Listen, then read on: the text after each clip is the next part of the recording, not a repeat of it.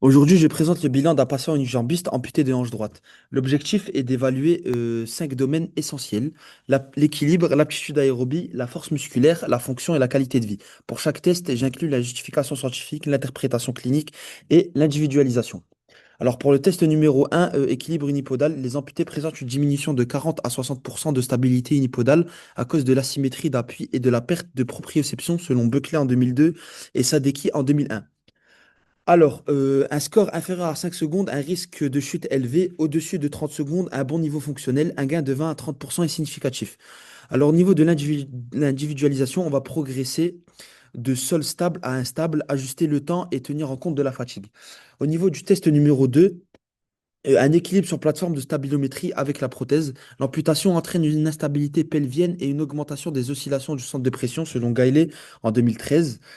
Alors, un centre de pression supérieur à 150 mm carrés, on a une instabilité marquée. Une vitesse du centre de pression au-dessus de 15 mm par seconde, un contrôle dynamique insuffisant. Alors, au niveau de l'individualisation, on va ajouter progressivement quelque chose d'instable comme un coussin, puis une durée modulée selon la fatigue. Pour les tests d'aptitude musculaire, en test numéro 1, on aura la force isométrique du quadriceps. Elle prédit la vitesse de marche et l'usage de la prothèse selon Nolan en 2005. Alors, un score en dessous de 100 newtons, on aura une faiblesse importante. Entre 100 et 150, une autonomie limitée. Et au-dessus de 150 newtons, un transfert sécurisé. Pour voir une amélioration significative, on remarque une augmentation de 10 à 20%. Pour l'individualisation, on aura une progression isométrique, puis concentrique, puis fonctionnelle, puis une adaptation à la douleur. Pour le test numéro 2, au niveau du test musculaire, on aura le gainage ventral. Un tronc endurant réduit les compensations pelviennes et les douleurs lombaires, selon Gailet en 2008. Un score en dessous de 30 secondes est insuffisant. Entre 30 et 60 secondes, un niveau intermédiaire. Et au-dessus de 60 secondes, un bon contrôle. On aura un progrès si on a une augmentation de 20 à 30%. Alors, au niveau de de l'individualisation, on aura un passage de gainage stable à dynamique, puis instable, puis un ajout de latéralisation si on a si on a une asymétrie. Alors, concernant les tests de capacité fonctionnelle, on aura le TUG, le test up, le time up and go, pardon. Alors, validé comme prédicateur du risque de chute chez les amputés selon Chopin en 1999.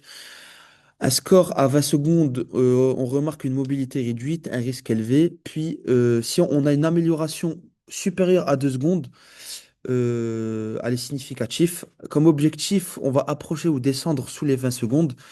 Alors, au niveau de l'individualisation, on aura un travail ciblé sur le transfert, sur le pivot, sur la marche et sur la force.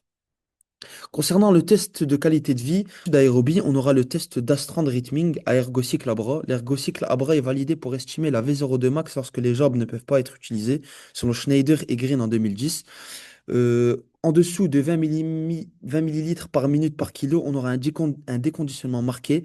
Entre 20 et 25, un niveau acceptable, et au-dessus de 30, une bonne capacité. Une baisse de la fréquence cardiaque à charge constante ou plus de 10 watts, on a un progrès. Alors, on va cibler entre 130 et 160 BPM et ajuster tous les 4 à 6 semaines. Pour le test numéro 2, on aura le test de Sussrand à ergocycle unilatéral. Le pédalage unilatéral évalue précisément la capacité aérobie périphérique, particulièrement chez les amputés, selon Sussrand en 1998. Alors, une V02 max en dessous de 20 à 25, on aura un déficit périphérique important, à peu près à 30, un très bon niveau.